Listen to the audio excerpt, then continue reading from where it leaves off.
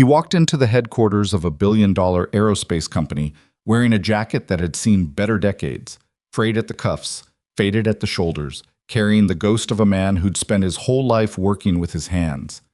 The lobby fell quiet, not out of respect, out of something uglier.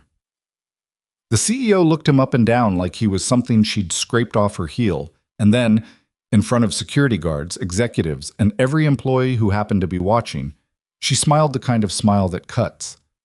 What she didn't know was that she'd already lost. If you've ever been underestimated, written off, or dismissed because of how you look, this story is for you. Hit subscribe right now and turn on notifications, because the story you're about to hear is only the beginning. Every week we bring you stories that will keep you on the edge of your seat, and you do not want to miss what comes next. Drop a like on this video and tell me in the comments, what city or country are you watching from? I want to see exactly how far this story travels. Let's find out together. Now, let's get into it. The alarm on Logan Mercer's phone went off at 5:14 in the morning, 16 minutes before it was supposed to. And he lay there in the dark for a long moment, staring at the ceiling of his apartment like a man memorizing the cracks. He hadn't slept much. That wasn't unusual anymore. The apartment was small. Deliberately small, he told himself, though the truth was more complicated than that. 2 bedrooms, 1 bathroom with a faucet that dripped if you didn't twist the handle just right, and a kitchen that smelled like whatever Becca had cooked the night before. Last night it had been grilled cheese and tomato soup, her answer to every problem. She was 15, his daughter, and she made grilled cheese the way his father used to, too much butter, bread left on the pan just a few seconds longer than most people would dare. He could still hear the faint crinkle of her headphones when he passed her door. She'd fallen asleep studying again. Logan sat up slowly. His back had started doing this thing in the mornings, a dull, grinding ache along his left side, the kind that a 32-year-old man shouldn't have, but that came anyway, the way most unwanted things do, without permission and without apology. He pressed his knuckles into the muscle and stood. The jacket was on the chair. It was always on the chair. He didn't think too hard about that habit. How he folded it the same way every night, how he laid it over the wooden back of the chair his father had built in the garage 20-some years ago, how he hadn't put it in the closet once in the 6 months he'd owned it. Some things you don't examine too closely. You just do them. The jacket was old, work jacket old, not vintage old, the kind of old that comes from actual use. The leather on the collar had gone soft and dark with wear. One of the chest pockets had a small horizontal tear that had been sewn shut with brown thread that didn't quite match, and the left cuff bore a stain that no dry cleaner had ever fully explained. On the inside, just above the left breast pocket, was a name written in Sharpie in uneven capital letters, Harold Mercer. His father's name. His father's jacket. Harold Mercer had died 14 months ago, in January, on a Tuesday, which Logan had always felt was a particularly cruel detail, like the universe hadn't even marked the occasion with a weekend. He'd been a machinist for 31 years, good with his hands, better with his word, retired with a pension that barely covered groceries and a reputation among his colleagues that was, by any measure, more valuable than anything he'd earned on paper. At his funeral, 3 different men had pulled Logan aside to tell him some version of the same thing. "Your father was the most honest man I ever worked with." One of them said it without being able to finish the sentence, just stopped talking and shook his head and walked away. Logan had kept the jacket. He wore it sometimes on days that mattered, not as a costume, not to make a point, just to have something that had touched his father's shoulders touching his. Today was a day that mattered. He showered quickly, shaved without looking at himself too long, and put on a clean pair of dark slacks and a white button-down. He passed on the tie. There was a version of this morning where he walked into Hawthorne Aerospace in a $12,000 suit with a security detail and a press release. His advisors had actually suggested it, one of them a little too enthusiastically, but that wasn't how Logan did things. That had never been how Logan did things. He put on the jacket, he made coffee. He wrote a note for Becca. "Dinner tonight, don't make plans, I'll explain everything," and stuck it to the refrigerator with a magnet shaped like a lobster that she'd bought at some souvenir shop 3 years ago and never thrown away. Then he picked up his keys and walked out into a morning that was still more dark than light. The drive to Hawthorne Aerospace took 40 minutes from his side of town. He'd made this drive before, but never like this.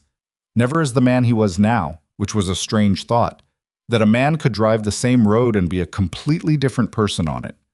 Hawthorne Aerospace occupied 12 acres on the eastern edge of the city's industrial district, which had gentrified around it in recent years. Coffee shops and creative agencies sprouting up between the older warehouses like optimistic weeds. The company itself hadn't bothered with the renovation trend. Its main building was a sleek glass and steel structure built in the early 2000s, corporate and cold, the kind of architecture that was designed to suggest permanence.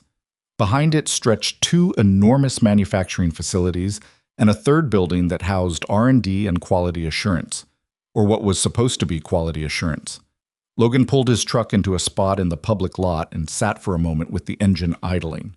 The company had been founded by a man named Gerald Ashford, Evelyn's father, in 1987. Gerald had been an engineer first and a businessman second, which showed in the early products and the early culture. Hawthorne had built a reputation in the 80s and 90s for aerospace components that were over-engineered in the best possible way, more reliable than required, built to exceed spec. The industry knew the name, trusted it. Gerald retired in 2019 and handed the company to his daughter. The trust had been deteriorating quietly ever since. Logan turned off the engine, got out, buttoned the jacket once, out of habit, then unbuttoned it again. He walked toward the entrance with his hands in his pockets and a very specific kind of calm, the kind that isn't the absence of feeling, but the product of having already decided something. The Hawthorne lobby was everything the jacket was not. It ran about 60 feet from the entrance to the security desk, all polished stone floors and vaulted ceiling, with the company's logo etched into a wall-sized panel of frosted glass that caught the morning light and scattered it in angles. There were low, expensive chairs arranged around a coffee table with a single orchid on it. The orchid looked real. Someone was paid to keep it looking that way. 2 guards at the security desk, 3 or 4 employees crossing the lobby at various speeds. A cluster of suited figures near the elevators. 3 men and a woman, all of them wearing the expression of people who worked on the 14th floor and wanted everyone to know it. And standing at the center of the lobby, speaking with a precision that didn't allow for interruption, was Evelyn Ashford. She was 30 years old and ran herself like a production, every element considered, every detail deliberate. The suit was dark gray, cut in a way that communicated expense without announcing it. Her hair was dark, pulled back in a way that looked effortless, and was certainly not. The heels added height she didn't strictly need. She was talking to a man Logan didn't recognize, someone who wore the look of a mid-level manager who was simultaneously trying to agree with everything she said and take mental notes fast enough to survive the debrief. Logan walked in. He made it approximately 12 feet before he understood that she had noticed him. Not his face, not his posture, the jacket. He saw it in the way her eyes moved, a quick, involuntary flicker down and then back up, the microscopic pause in her sentence, the slight recalibration that happened behind her expression. She finished whatever she was saying to the manager without looking at Logan, gave the man a dismissal that barely qualified as one, and turned. She took 3 steps toward him, stopped. Her head tilted maybe half an inch to the right, the way a person does when they're deciding how to categorize something they've found unexpected. "Can I help you?" she said. Her tone wasn't hostile yet. It was the voice of someone who'd already concluded the answer was no, but was willing to extend the courtesy of a question. "I have a 9 o'clock, Logan said. "With who?" "You're bored." Something shifted in her face. It wasn't confusion exactly, more like the moment before confusion, when the information has arrived but hasn't been processed. She looked at him again, a different kind of look this time, slower, taking in the jacket, the slacks, the truck driver calm of a man who wasn't performing anything. "You're here to meet with the board," she said. "That's right." She almost smiled, not the warm kind. "And you are?" "Logan Mercer." She let the name sit for a second, like she was turning it over. It didn't appear to register, which was fine. He hadn't expected it to. "Mr. Mercer."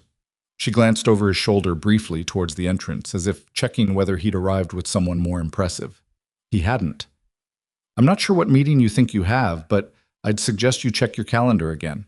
Or whoever made this appointment for you check theirs." She paused.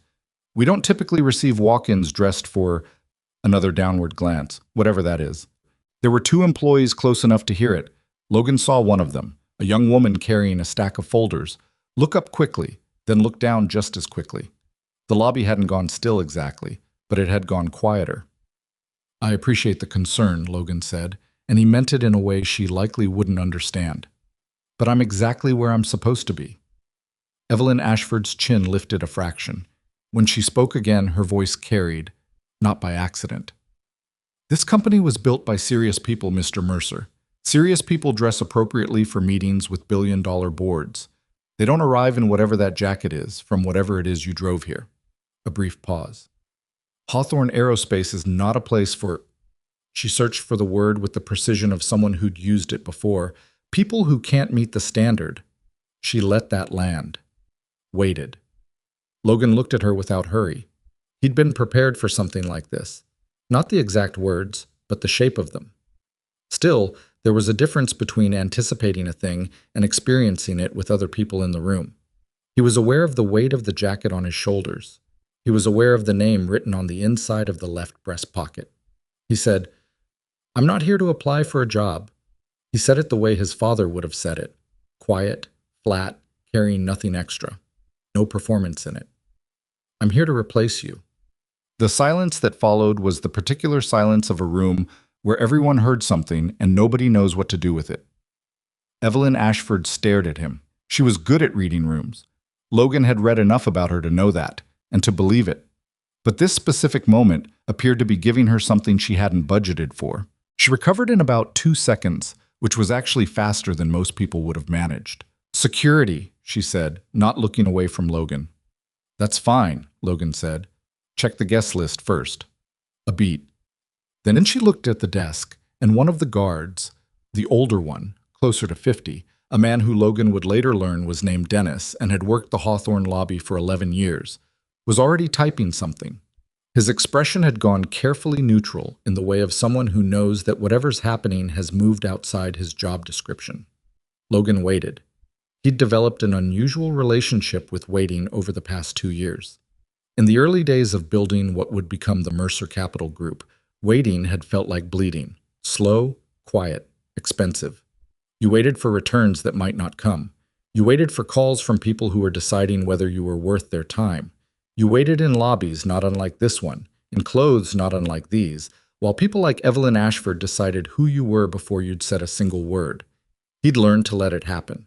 Not because it didn't cost anything, it always cost something, but because the alternative was reacting, and he'd watched enough men react their way into exactly the positions their enemies wanted them in. Dennis looked up from his screen. His face had done something careful and complicated. "Mr. Mercer is on the board's access list," he said. And then, after a half-second that contained several things, "Priority access." Evelyn Ashford didn't move. "There must be a—" "It's not an error," Logan said. He reached into his jacket's breast pocket, his father's jacket, the one with the faded cuffs and the brown stitching and the name in Sharpie, and produced a single folded document. He didn't hand it to her. He just held it briefly, the way you'd hold something that doesn't need to prove itself. "The board is expecting me," he said. "You're welcome to join us." He walked past her. He didn't walk fast.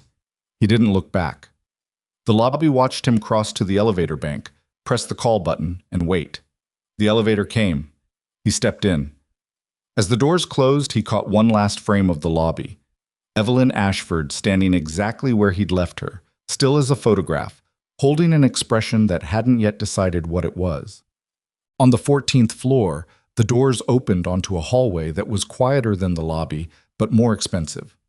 Same polished surfaces, softer lighting, the kind of carpet that absorbed footsteps like a secret. Logan walked down the hall toward the boardroom.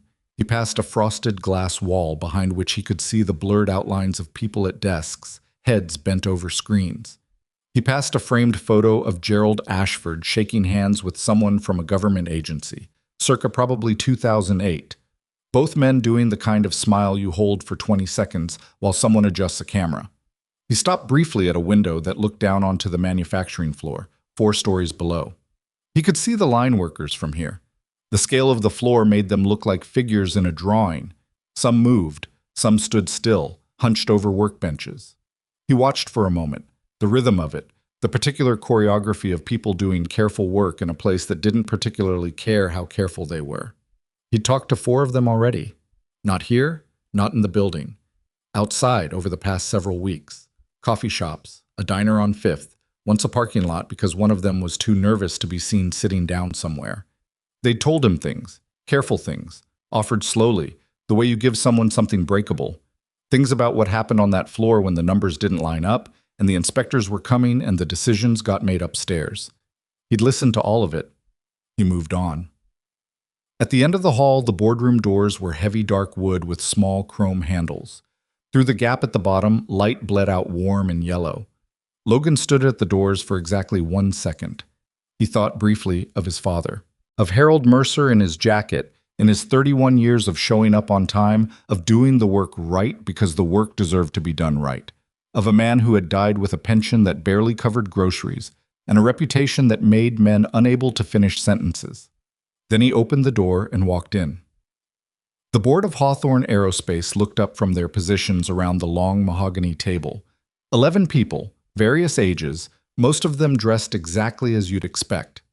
There were glasses of water at each seat. There was a presentation frozen on a screen at the far end of the room. There was, briefly, an uncertain silence. Logan set his folder on the table. "Good morning," he said. "I'm Logan Mercer. I believe you've been expecting me." He pulled out his chair and sat down. And the morning began. The board meeting lasted 47 minutes. That wasn't unusual for an introductory session. Logan had been in enough of them to know that the first meeting was rarely about content. It was about reading the room. Who sat where? Who spoke first? Who looked at their phone when they thought no one was watching? Who asked the kinds of questions that were actually statements in disguise?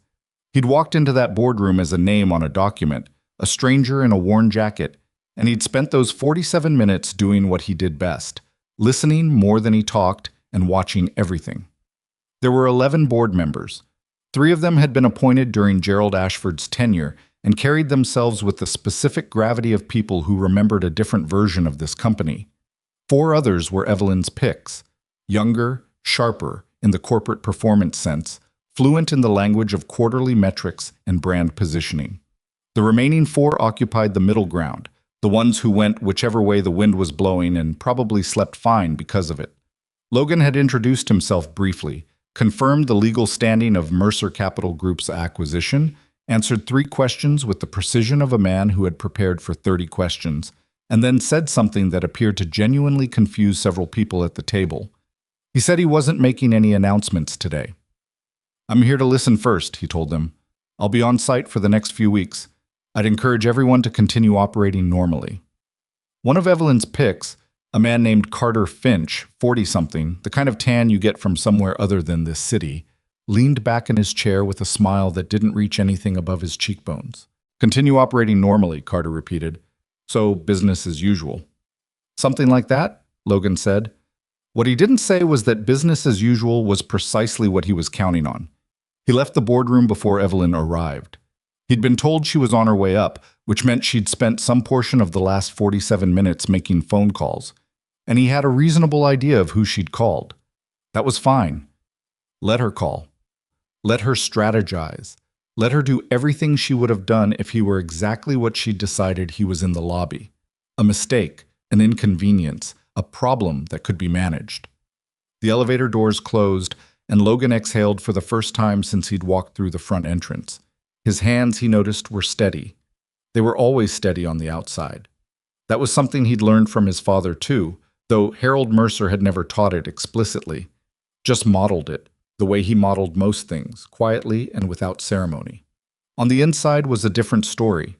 On the inside, Logan Mercer was 32 years old and had just sat at the table of a billion-dollar aerospace company as its majority owner, wearing a dead man's jacket, and he was going to have to call his daughter tonight and explain why dinner might be later than he'd promised. He pressed the button for the 3rd floor and wrote it down. The manufacturing facility connected to the main building through a corridor on the 2nd floor, a long, utilitarian passageway with fluorescent lighting and the faint, persistent smell of machine oil that no amount of ventilation had ever fully cleared. Logan walked it slowly, hands in his pockets, dressed no differently than he'd been in the boardroom, and the workers he passed responded to him in one of 2 ways. They either didn't look at him at all, or they looked at him too quickly and then looked away. He'd expected that.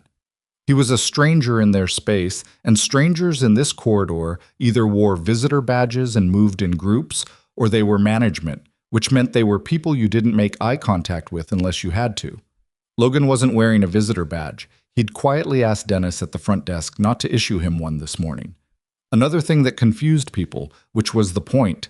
The manufacturing floor itself was immense, maybe 200 feet across, ceilings high enough to accommodate the gantry systems that moved larger component assemblies.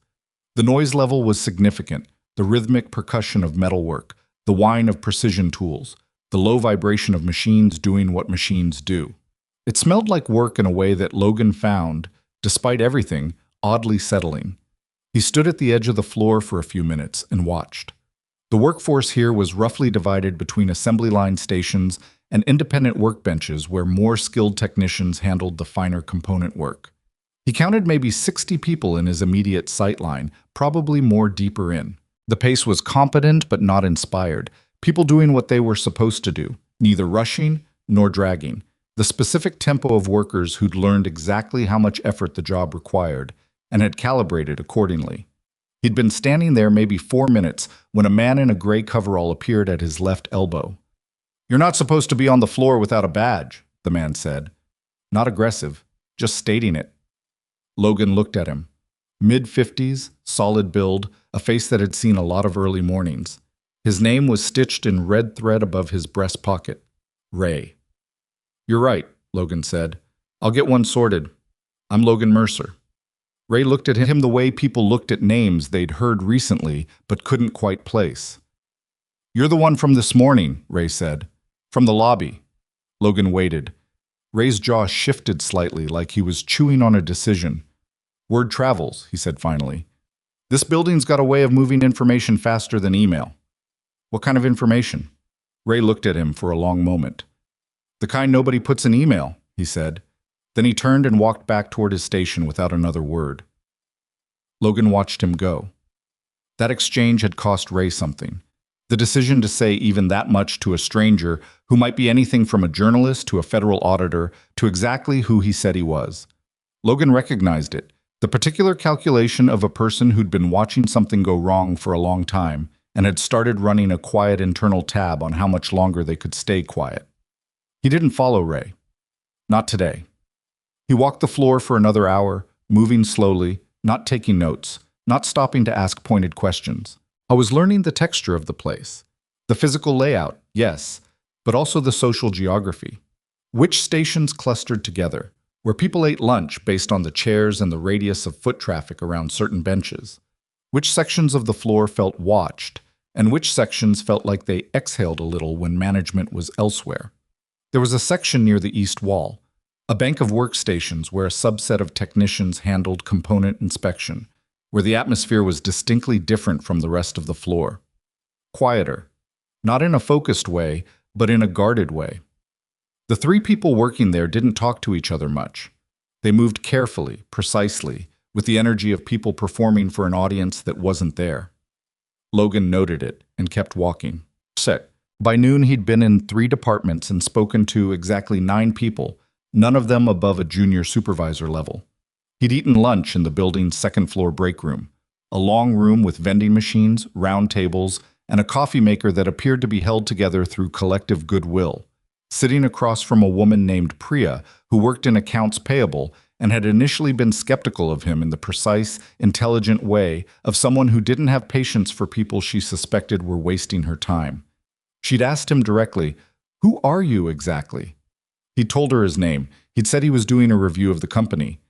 "What kind of review?" "The kind where I walk around and ask questions." She'd looked at him for a moment, then looked at his jacket. "That's your father's name on the inside there," she said. He blinked. "You can see that from across a table?" "I have good eyes." She paused. "He worked in manufacturing?"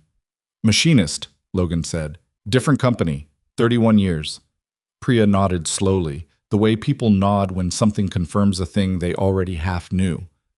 "My father did the same. 34 years at a metal shop in New Jersey." She looked at her coffee cup. "They don't make people like that anymore." Some of them are still here, Logan said. She looked up. Not in this building, she said. And then her phone buzzed and she picked it up and the moment closed and they didn't speak again before she left. But she'd said it the way you say something that's been sitting on the back of your tongue for a while. Not in this building. He sat with that after she left.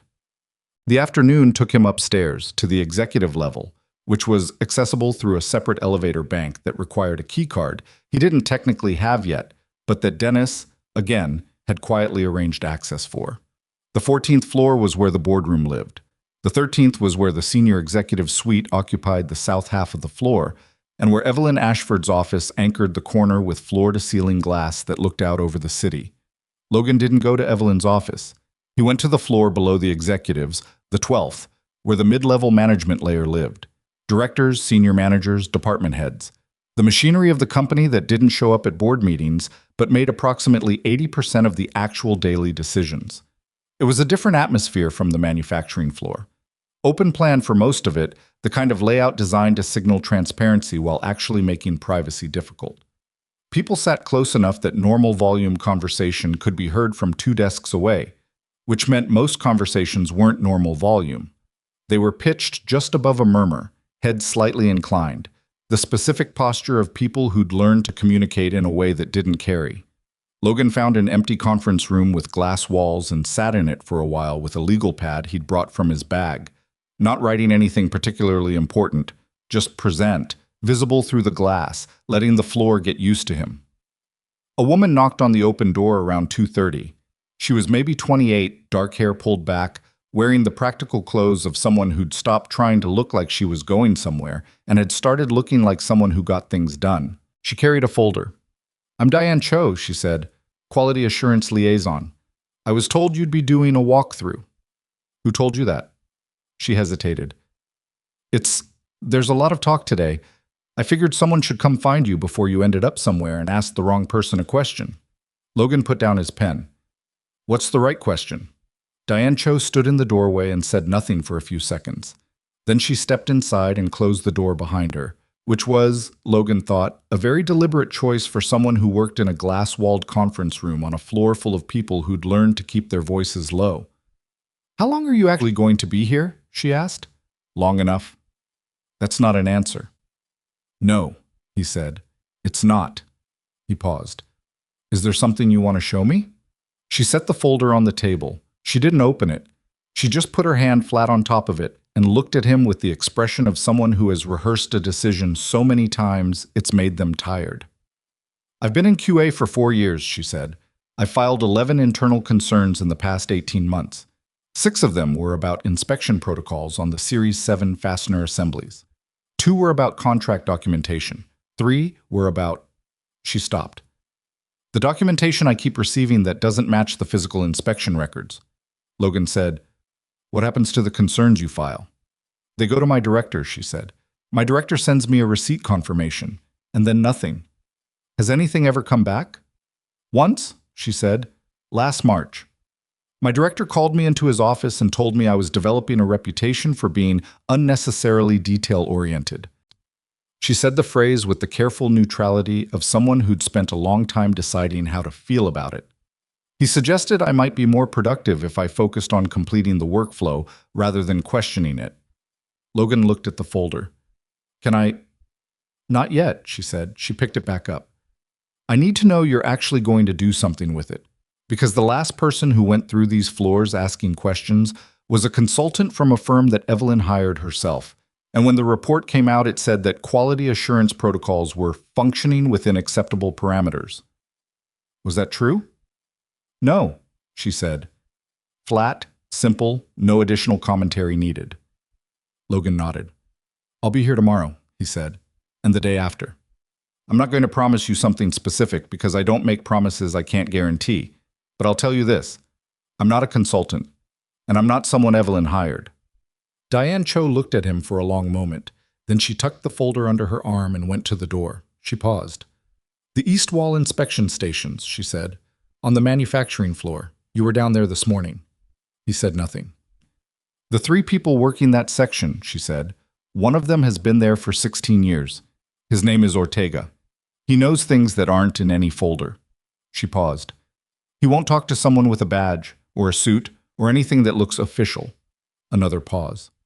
I don't know what you're doing here, Mr. Mercer, but whatever jacket you're wearing, keep wearing it.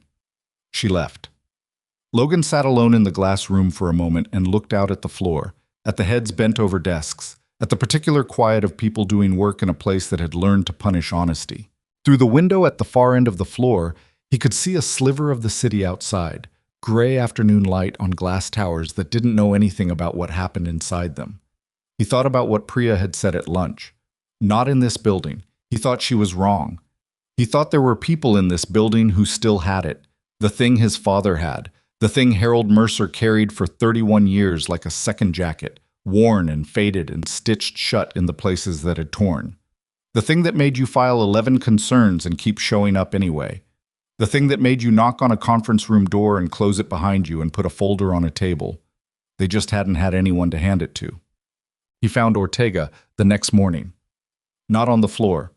In the parking lot, 7:15, the man eating a breakfast sandwich on the hood of an older Civic, watching the sun come up over the eastern lot fence with the expression of someone taking the only 10 minutes of peace they were going to get all day. Logan parked 2 spots over and got out with a cup of coffee he'd picked up on the way. He sat on the hood of his own truck and didn't say anything for a while. After a few minutes, Ortega said, without looking at him, "You're that guy from the lobby." "Word really does travel fast," Logan said. A grunt. 16 years I've been here. I know every face on this property in about a day." He bit into his sandwich. "You drove yourself? No security? No assistant? No one in the passenger seat?" He chewed. "That's unusual for someone buying a company." "Maybe," Logan said. "Definitely," Ortega said. They sat for a moment. A few other cars pulled into the lot. People walked past without looking at them. "I heard what she said to you," Ortega said. "In the lobby, yesterday." Logan looked at his coffee. "I was crossing through," Ortega said. "I heard it." He paused. "Most people would have walked out or made a scene." "Neither of those would have been useful," Logan said. Ortega turned his head and looked at him for the first time. He was in his late 40s, a face built by decades of early mornings and the specific wear of precision work, the fine lines around the eyes that come from squinting at tolerances that leave no room for error. His hands, wrapped around his coffee, had the kind of calluses you don't develop in an office. "What are you actually here to do?" Ortega said, not hostile, genuinely asking. Logan thought about how to answer that. "I thought about the folder Diane hadn't opened yet, about the 11 concerns that went nowhere, about 3 people on the east wall who moved like they were performing for a camera that was always on. I'm trying to understand what this place actually is," Logan said, "versus what it says it is." Ortega looked at him a beat longer, then turned back to the fence line. "Those are 2 very different things," he said. "I know." Silence for a minute. A gust came through the lot and rattled something against the fence. "Series 7 fastener assemblies," Logan said carefully. Not pushing. Just placing it on the hood between them like Diane had placed her folder on the conference room table. Ortega's jaw tightened. He finished his sandwich, folded the wrapper with the precision of a man who folded things precisely, and tucked it into his jacket pocket. "There was an inspection report," he said. "Last November. Component batch. Lot number 7R112. He stopped. "Go on." "The physical inspection, what we actually ran, what I documented, showed variance outside acceptable tolerance on 11% of units in that batch." He looked at his hands. 11% is not a number you ship. Not for aerospace-grade fasteners. Not for anything that goes into a pressurized assembly. Logan said nothing. Let him continue. "The report that went upstairs," Ortega said, "showed a 2.3% variance, within acceptable parameters." He said the last 3 words the way Diane had said, unnecessarily detail-oriented. "I didn't write that number. I don't know who did. But I wrote 11, and 2.3 went to the client." The morning had gone full bright now, the parking lot filling around them, and Ortega slid off his hood and picked up his coffee. "I have copies," he said, "of what I actually wrote." A pause. "I've had them for 8 months." Logan looked at him. "Why are you still here?" Logan asked. He meant it genuinely, not as a challenge. Just a man with 16 years in and 8 months of evidence could have done many things. Why this? Ortega looked at him with an expression that was complicated in the way of something that had been turned over many times. Because if I walk out that door, the person they put in my seat doesn't know what I know. And the next batch goes out wrong too, he paused. And the one after that. He walked toward the building without waiting for a response. Logan sat on his truck hood and watched him go, the morning sun cutting low across the lot. And for a long moment he just held his coffee and breathed. Ortega had just handed him something that weighed more than the folder, more than the 11 concerns that went to a director and got swallowed. He'd handed him 8 months of a man staying inside a machine he knew was broken because he was afraid of what happened when he left. Logan thought about his father again. Most honest man I ever worked with. Harold Mercer had spent 31 years doing his job right because the job deserved to be done right, and he'd retired with a pension that barely covered groceries, and 3 men at his funeral couldn't finish their sentences.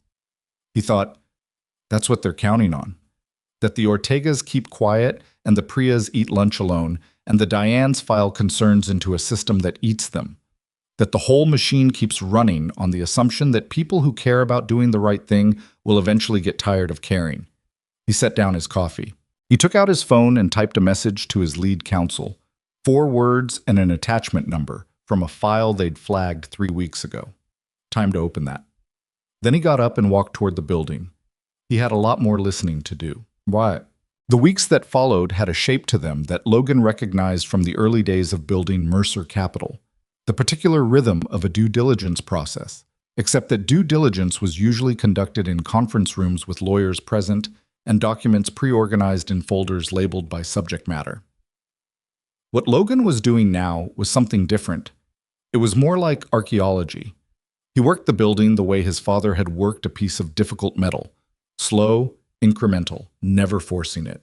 He was on site by 7 most mornings, sometimes earlier. He took different routes through the building. He ate in the break rooms and the cafeteria, and once in the stairwell on the 8th floor, because that was where he happened to be when a man named Victor from procurement offered to show him something on his phone that he wasn't comfortable pulling up at his desk. Victor was 43 and wore the specific expression of a man who'd been carrying a weight he'd distributed across his whole body. He showed Logan a chain of emails, internal, dated over a 14-month stretch, documenting a vendor contract that had been awarded through a process that had bypassed the standard competitive bid requirement. The vendor was a company Logan hadn't heard of. When Victor pulled up the public business registration, the company had been formed 6 weeks before the contract was awarded. "Do you know who owns it?" Logan asked. Victor looked at him steadily. "Carter Finch's brother-in-law," he said. Logan said nothing. He handed the phone back. "How many people know about this?" he asked. "In procurement? 3, maybe 4. Victor pocketed his phone. "People talk in this building, but they talk to each other, not to anyone who can do anything. Until now," Logan said. Victor looked at him. The same look Diane had given him. The same look Ortega had given him across a parking lot at 7:15 in the morning. The look that said, "I need to believe that's true, but I've been wrong before, and wrong in this building has consequences." "You still wearing that jacket?" Victor said. Logan looked down. "Yeah." "Good," Victor said, and went back to his floor. Logan had noticed that about the jacket. Nobody on the executive level mentioned it after that first morning. But on every other floor, manufacturing, QA, procurement, engineering, people acknowledged it in one way or another. A nod, a comment, a question about his father. It was as if the jacket communicated something that a suit would have obscured. That whatever else Logan Mercer was, he was someone who understood what it meant to work and what it meant to lose someone who did. He wasn't sure his father would have found that remarkable. Harold Mercer had never thought of his jacket as a statement. It was just what he wore. Maybe that was the point. On the evening of his 11th day inside Hawthorne Aerospace, Logan sat in his truck in the public lot and called Becca. She picked up on the second ring. "You said dinner," she said, which was how she answered the phone when she was making a point. "I know. I'm sorry. Tomorrow, I promise." "You said that yesterday. Tomorrow I actually mean it." A pause. Then, "Is it going okay? The thing?" He looked at the building. The executive floors were still lit. It was past 7, and Evelyn's corner office was bright. He could see the shape of activity up there, the movement behind glass. "It's going," he said. "That's not an answer, Dad." "I know." He rubbed his face. "Yeah, it's going okay." "You sound tired." "I'm fine." "You sound tired and like you're lying about being fine," she said, which is a specific kind of tired. He laughed, a short, real one. "Since when did you get so sharp?" "I've always been sharp. You just don't notice because you're the one I got it from." A pause. "Grandpa's jacket still working?" "Still working." "Good." Another pause. The sound of something in the background shut. She was in the kitchen. He could tell by the particular acoustic, probably making tea. "Come home when you can," she said. "I'll make grilled cheese." "Too much butter," he said. "Obviously," she said, and hung up. He sat for another minute in the quiet of the truck, the building still lit in front of him. Somewhere on the manufacturing floor, Ortega had gone home 2 hours ago, having worked his standard shift and said nothing to anyone about 8 months of documentation sitting somewhere safe. Somewhere in accounts payable, Priya was probably still at her desk. Diane Cho had sent him a calendar request for a meeting she'd labeled Process Review, which was the kind of neutral title that meant the opposite of neutral. The machine was still running. The numbers that went upstairs still didn't match the numbers that existed. The vendor contract was still paying someone's brother-in-law. The Series 7 reports were still in a filing system that showed 2.3 when the real number was 11. And Evelyn Ashford was still up on the 14th floor, operating on the assumption that a man in a worn jacket was a temporary inconvenience. Logan started the truck. He had 11 days of listening behind him. He was almost done listening. The call came on a Thursday. Logan was in the stairwell on the 6th floor.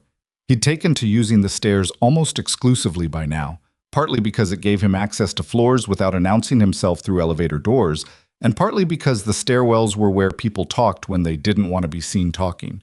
When his phone buzzed with a number he recognized as his lead counsel, a woman named Sandra Voss, who had been with Mercer Capital since the beginning, and who communicated in the specific shorthand of someone who charged $400 an hour and didn't believe in wasting syllables.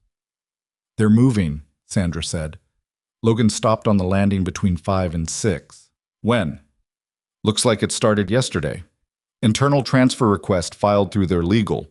They're trying to push a transaction that would reclassify the Series 7 component inventory before the formal ownership transition is recorded. They're trying to move the inventory off the books, or reclassify it as third-party held, which puts it outside the asset scope of the acquisition. If it clears before the transition filing is finalized, how long do we have?" 72 hours. Maybe less if they push it through a weekend filing. Their outside counsel is good. They know what they're doing. Logan pressed his back against the stairwell wall and looked up at the fluorescent light above him. Someone's footsteps echoed 2 floors below, coming up, and he waited until they passed through a door before speaking again. "What else?" he said, because he could hear in Sandra's breathing that there was more. "They've revoked system access for at least 3 employees in the last 18 hours. 1 in QA, 1 in procurement, 1 on the engineering side." He knew immediately. Diane Cho. "Yes. And a Victor Sandoval in procurement. Third one is a junior engineer named Reyes, who apparently filed a maintenance request flag on the Series 7 line last month that somebody forgot to suppress." Logan closed his eyes for exactly 2 seconds. "Are they still employed?" "Technically. The access revocations are framed as routine IT security protocol, but they can't reach their files, they can't access the documentation systems, and at least one of them has been told their department is under an internal audit." She paused. "Which is interesting, because the audit request was filed yesterday too." "Same day as the inventory reclassification." "Same afternoon," Sandra said. Logan stood on the landing and thought for a moment. The machine was running faster now. He'd expected this. Had expected that at some point the pressure of his presence, the quiet circulation of his questions through the building, would cause something to accelerate. What he'd miscalculated, slightly, was the speed. Evelyn had moved faster than he'd given her credit for. That was his fault. He filed it and moved on. "Start the counterfile," he said. "On the inventory reclassification. I want a hold placed before end of business today." "Already drafted," Sandra said. "I just needed your go-ahead." "You have it. And Sandra, the 3 employees. Make sure there's a record of the timing. Revocation dates, access logs, everything. Already pulling it. Good. He paused. One more thing.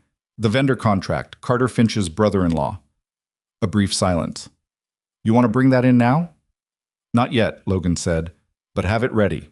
He hung up and stood in the stairwell for another 30 seconds, listening to the building around him. The muffled sounds of floors above and below, the ventilation hum, the distant percussion of the manufacturing facility, 2 buildings over. It was a Thursday morning and Hawthorne Aerospace was going about its business. People sitting at desks, running reports, attending meetings, eating lunch, doing what they did every day inside a machine that had been quietly wrong for years. He thought about Ortega eating his breakfast sandwich on the hood of a car, saying, if I walk out that door, the person they put in my seat doesn't know what I know. He thought about Diane Cho closing a conference room door and putting a folder on the table and saying, I need to know you're actually going to do something with it. He pushed off the wall and walked up the stairs.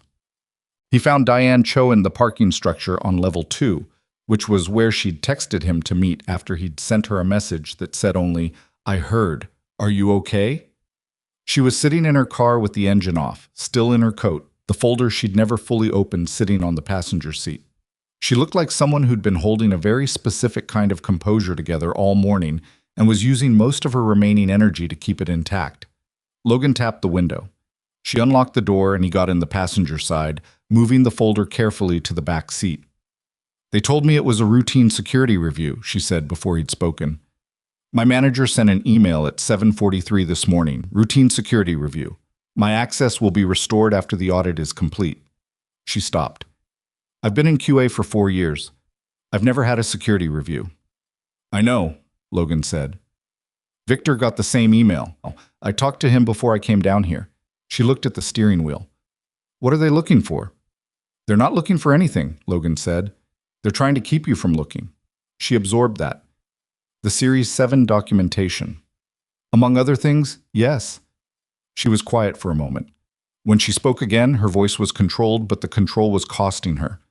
I have copies, she said, of everything I've filed, everything. I kept them off the system, on a personal drive, because I had a feeling that at some point something like this would happen. A pause. Did I do something wrong by doing that? No, Logan said. Because my manager once told me that maintaining external copies of internal documentation was Diane. He said it gently, not to cut her off, but to stop her from running the loop. You did the right thing. You did it correctly. And what you have on that drive is protected. I'm going to have my legal team reach out to you today. They'll walk you through everything. She looked at him for the first time since he'd gotten in the car. The composure was still there, but it had gone thinner. And beneath it was the exhausted look of someone who'd been the most careful person in a careless system for a very long time. Are you actually who you say you are? She asked. Yes, he said. Because I've done this before. I've trusted someone in this building with something that mattered, and it... She stopped. It didn't go the way I expected. Who was it? She shook her head. Wasn't going to say. Logan nodded. He didn't push. I'm going to need what's on that drive, he said. When you're ready. On your timeline, not mine. My counsel will give you a secure transfer method. He paused. But I also need you to know that whether you give it to me or not, what's been done to you in the last 18 hours is documented. The timing is documented. I'm not going to let that disappear. Diane Cho looked at him for a long moment. Then she reached into the back seat, picked up the folder, and handed it to him. Open it, she said. He opened it. It took him about 90 seconds to read the top 3 documents. He read them carefully, without rushing, without his expression changing very much. Then he closed the folder and held it in both hands. Thank you, he said. He meant it in a way that a lot of people said things without meaning. She nodded once. Don't let it go nowhere, she said. He got out of the car. He tucked the folder under his arm, under the arm of his father's jacket, and walked back toward the building. The next 36 hours moved differently than anything before them. Logan had spent nearly 3 weeks inside Hawthorne Aerospace operating at a specific pace, patient, observational, letting the company show him what it was without forcing it. That pace was over now. Not because he'd panicked, but because the calculus had changed. Evelyn had put the machinery in motion, and patient observation was no longer the right tool for what this moment required. He worked from a hotel conference room 2 blocks from the building, where Sandra Voss and 2 members of his legal team had set up a working space that by Thursday evening resembled the kind of organized chaos that only lawyers who know exactly what they're doing can sustain. Documents spread across one table, laptops open across another, a whiteboard on the wall covered in the specific shorthand of legal strategy, names, dates, filing numbers, arrows between connected points. Sandra stood at the whiteboard with a marker in her hand, which was her natural habitat. "The inventory reclassification attempt is blocked," she said, without looking up from what she was writing. "Our hold was filed at 4:51 this afternoon. Their outside counsel will see it tomorrow morning." "How will they respond?" Logan asked. "They'll try to challenge the authority of the hold, argue that the acquisition transition isn't fully finalized and therefore you don't yet have standing to block a corporate transaction." She turned around. "They'd be wrong, but they'll try it. How long does the challenge take?" "If they push it through emergency channels, they could have a hearing as early as Monday morning." She paused. "Which means we need to have everything we need in the room by Monday morning." Logan nodded. He looked at the whiteboard, at the connected architecture of what they'd assembled over the past weeks, Ortega's documentation of the Series 7 variants, Diane's 11 filed concerns, with timestamps, alongside the timestamps of the non-responses, Victor's email chain on the vendor contract, the access revocation records, timestamped to the same afternoon as the inventory reclassification request, the falsified inspection report from November, Lot 7R112, showing 2.3% where the real number was 11. And one more thing, which had arrived that afternoon from a source Logan hadn't expected.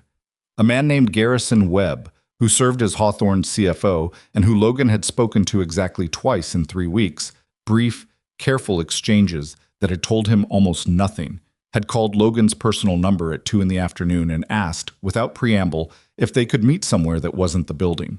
They'd met in a parking garage on the west side of downtown, which was the kind of meeting location that would have seemed dramatic under other circumstances, and under these circumstances was just practical. Garrison Webb was 56 years old and looked like a man who had spent the last year of his life sleeping badly. His suit was good but worn at the collar. He had the handshake of someone performing confidence and the eyes of someone who'd given up on it. "I need you to understand something before I say anything," Garrison had said, standing between 2 parked cars with his hands in his coat pockets. I'm not someone who did the right thing here.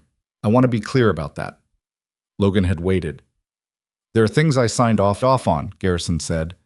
"I'm not going to tell you I didn't know what they meant. I knew what they meant." He looked at the ground. "But there's a line I didn't cross. There's a specific thing that happened in September that I pushed back on and was overruled, and then I made the wrong choice after that. I stayed quiet." He looked up. "I've been trying to figure out for 6 months how to fix that." "What happened in September?" Logan said. Garrison told him.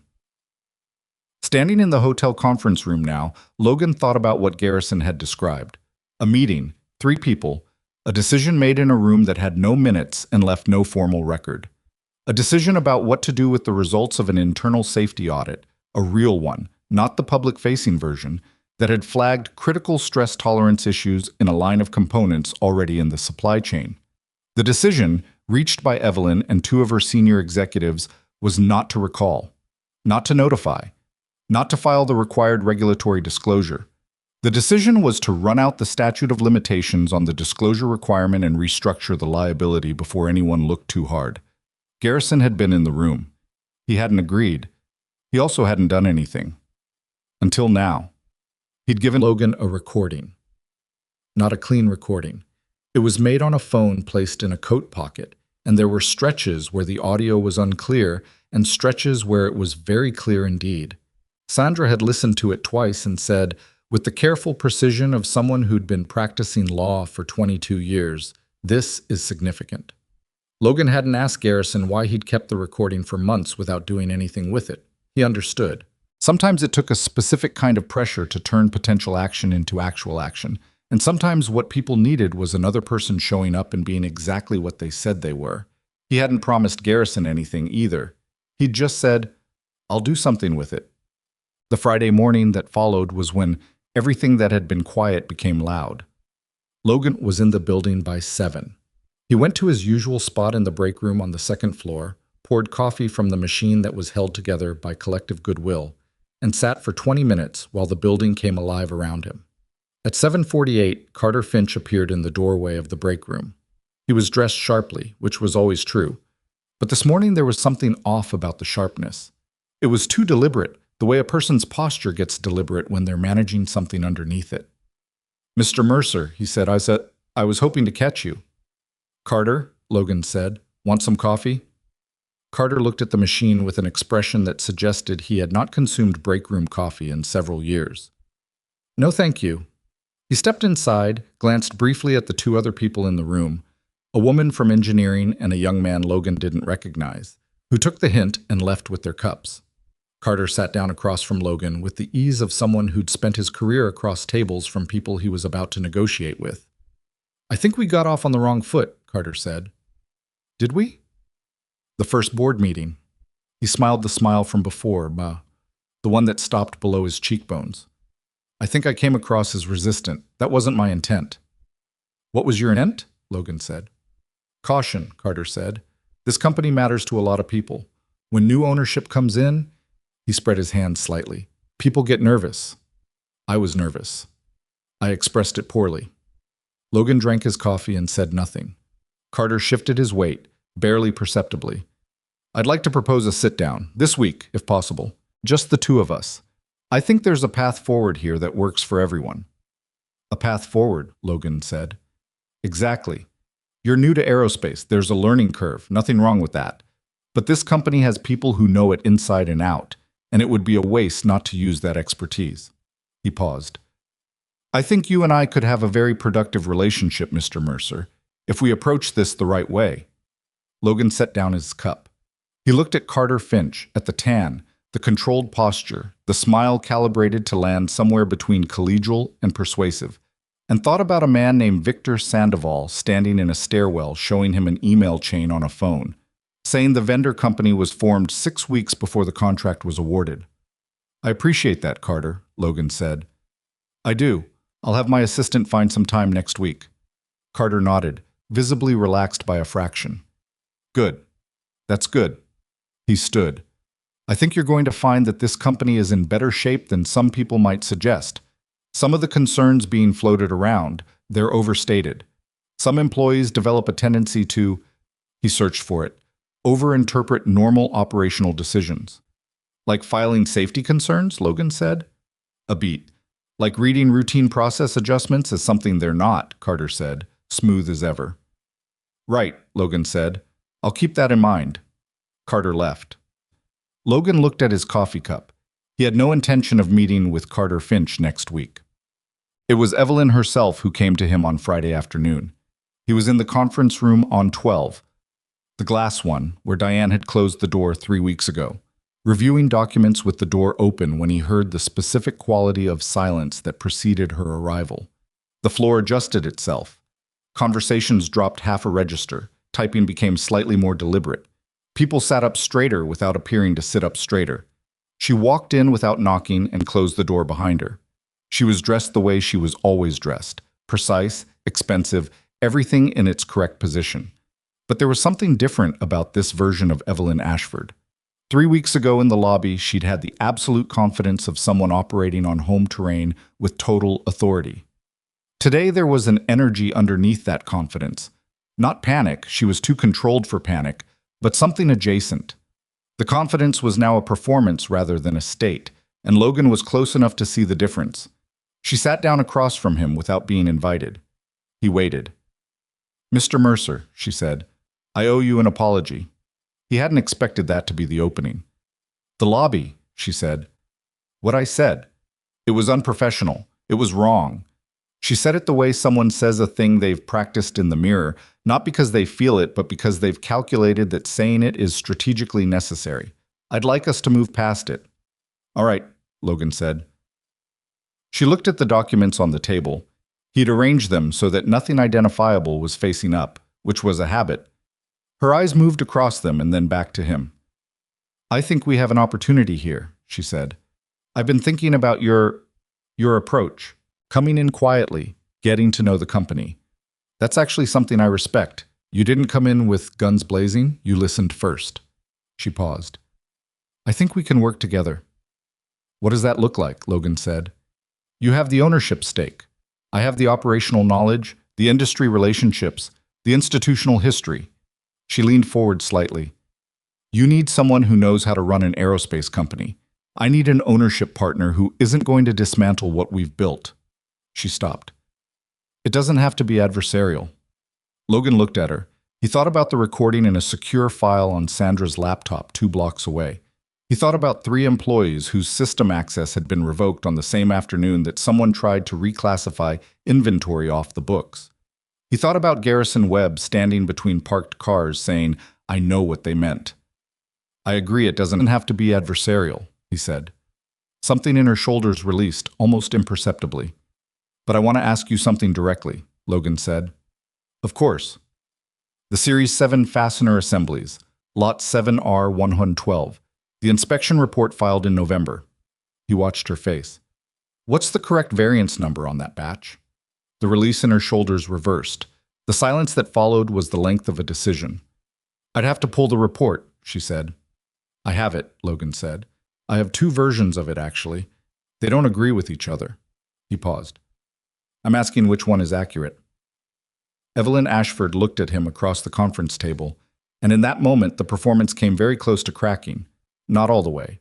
She was too practiced for that, but close enough that Logan could see the edge of it. Her jaw was set in a way that it hadn't been 30 seconds ago. Her hands, folded on the table, had gone very still. I think, she said carefully, that any discrepancy in reporting would be a documentation issue at the department level, not, there was a meeting in September, Logan said. Internal safety audit results. 3 people in the room. He stopped. Let that land.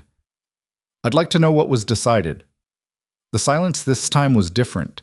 It was the silence of a calculation happening at speed behind a face that was working very hard to show nothing. I don't know what you think you have, Evelyn said. I think I have quite a lot, Logan said. He said it quietly, without satisfaction. I want you to know that what happens next is not something I'm doing because of what you said in the lobby. I want to be clear about that. He paused. What you said in the lobby doesn't matter to me. What matters to me is Lot 7R112 and the 11% that became 2.3 and a safety audit that should have triggered a regulatory disclosure in September and didn't. Evelyn stood. She was very controlled about it. No chair scraping, no abruptness. She stood the way she always did, like every movement was deliberate. You should speak with our legal team, she said. I will be, Logan said. Monday morning. She left without another word. Logan sat in the empty glass conference room for a long moment. Through the walls he could see the floor, people at desks, heads bent, the ordinary surface of a company going about its Friday. None of them could hear what had just happened in here. None of them knew that the machinery that had been running beneath their workday for years had just, in the space of a 4-minute conversation, begun to come apart. He looked at his phone. He had 2 missed calls from Becca, which meant she was either bored or something minor had happened at the apartment. He'd call her in the car. He'd promised dinner again tonight, and this time he was going to make it, because some things you hold regardless of what else is in motion. He gathered his documents. He stood up and put on his jacket. His phone buzzed. Sandra. He answered. She just called their outside counsel, Sandra said. We're monitoring the filing system. They're going to try to push the inventory reclassification through tonight, before the weekend. Let them try, Logan said. The hold is in place. They're also reaching out to at least 2 board members. Finch we expected. The other one is a surprise. She told him the name. It was one of Gerald Ashford's 3 original appointees, the ones Logan had thought of as carrying the gravity of people who remembered a different company. He absorbed that. Okay, he said. Logan. Sandra paused, which she almost never did. Are you ready for Monday? He looked around the empty conference rooms, but the glass walls, the floor beyond, the building around him that had shown him everything he needed to see over the past 3 weeks. Yeah, he said. I'm ready. He walked out of the conference room and down the hall toward the elevator, past the frosted glass wall, and the blurred shapes of people behind it, past the framed photo of Gerald Ashford shaking hands with someone who no longer remembered the occasion, and he pressed the button and waited. The elevator came. He stepped in. He had a daughter to call and a dinner to make and a very specific kind of Monday morning to prepare for. The doors closed. The weekend was the longest Logan had spent in a long time. Not because nothing was happening. Sandra and her team worked through both days, trading documents with opposing counsel, monitoring the filing system, preparing the presentation that would anchor Monday morning's emergency board session. Things were happening constantly, just not in ways that required Logan to be in a room. And that was the hardest part. He'd spent 3 weeks inside the building, in motion, gathering and listening and building the architecture of what Monday would require. Now he had to wait in his apartment while other people worked the pieces he'd handed them. And waiting without forward motion was something Logan had never been good at. He cooked dinner Friday night. Actually cooked it. Pasta with the jarred sauce that Becca tolerated as long as he added enough garlic, which he did. She sat at the kitchen table and told him about a history project and a friend situation that was complicated in the specific way of 15-year-old girl friendships, the kind where the actual problem was 3 layers below the stated problem. He listened. He asked the right questions and the wrong ones in about equal measure. She corrected him when he got it wrong and he let her, because she was usually right. After dinner, she said, "It's almost over, isn't it? Whatever you've been doing." He looked at her across the table. "Monday," he said. She nodded slowly, processing that. "Are you nervous?" He thought about it honestly, which she'd always demanded more than most people. "Yeah," he said. "A little." "Good," she said. "You should be a little nervous. It means it matters." She picked up her plate and carried it to the sink. Grandpa used to get nervous before big jobs, too. He just never told anybody except Mom. Logan hadn't known that. He sat with it for a moment. "How do you know that?" he said. "Mom told me, before she—" Becca stopped, rinsed the plate, set it in the rack. "She said he'd sit in the truck for 10 minutes before a hard day, just sit there." She turned off the faucet. "She thought it was funny. I think it's kind of nice." Logan thought about Harold Mercer sitting in a truck in a parking lot somewhere, 31 years of showing up, nervous before the hard days and still getting out of the truck.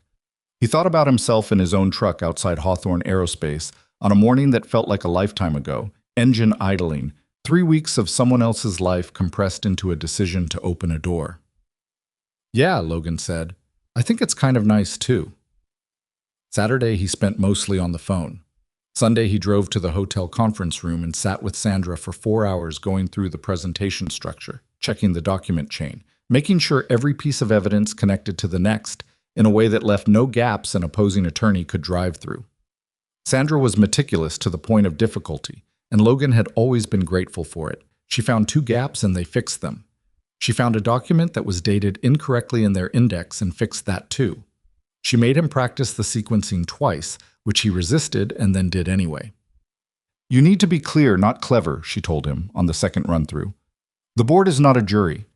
They're people who want to make a decision that protects them personally. Give them the evidence so clearly that the decision makes itself." "I know," he said. "I know you know. I'm saying it anyway." She looked at him over the top of her reading glasses. "And don't let her rattle you. If she's in that room, she'll try." "She won't rattle me." "I know she won't." "I'm saying it anyway," she said again, and went back to her documents. Sunday night, Logan laid out his clothes for Monday morning, which was something he almost never did. Dark slacks, white shirt, no tie. He set the jacket on the chair the way he always set it.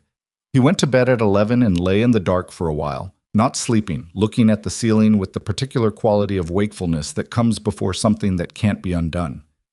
Monday morning, he would walk into that boardroom and the thing that had been building for 3 weeks would become irrevocable. People's lives would change. Some of them deserved what was coming. Some of them had been waiting for it without knowing what to call it. He thought about Ortega in the parking lot, 8 months of documentation in a safe place somewhere. He thought about Diane Cho in her car with the folder on the passenger seat. He thought about Garrison Webb standing between parked cars saying, "I know what they meant and I made the wrong choice after that."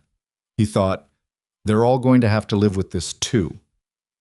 The outcome will be different for them than it is for Evelyn, but they still have to carry what they carried and the things they did and didn't do. That doesn't go away because someone finally acts on the information. He wasn't sure why that mattered to him, but it did. He fell asleep sometime after midnight. Monday came the way Mondays always do, without ceremony. Logan was up at 5:30. He made coffee. He stood at the kitchen window for a few minutes watching the street below, which was still mostly dark and mostly empty. A delivery truck.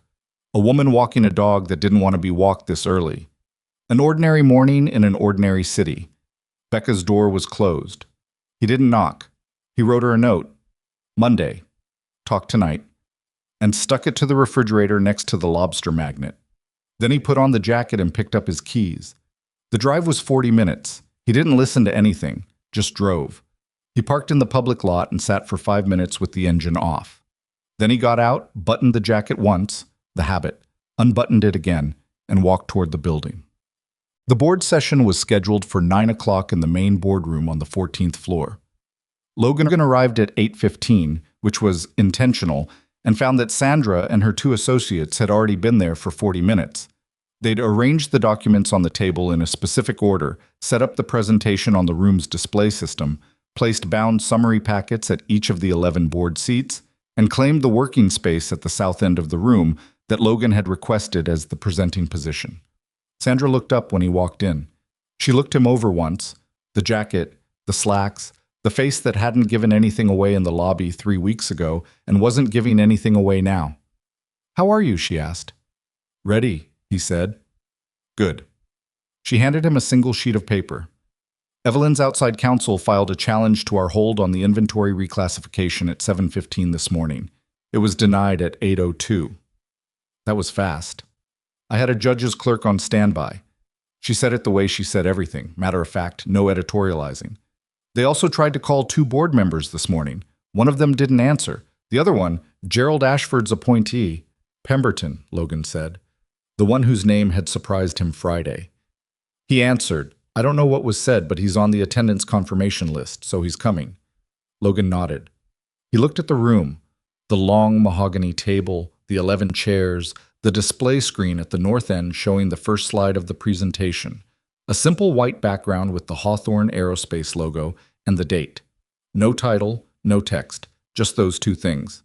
He took his position at the south end of the table and stood there for a moment, getting the feel of it. 3 weeks ago, he'd walked into this room as a stranger in a worn jacket and introduced himself to 11 people who'd looked at him with expressions ranging from cautious to barely concealed amusement. He'd said he was there to listen first.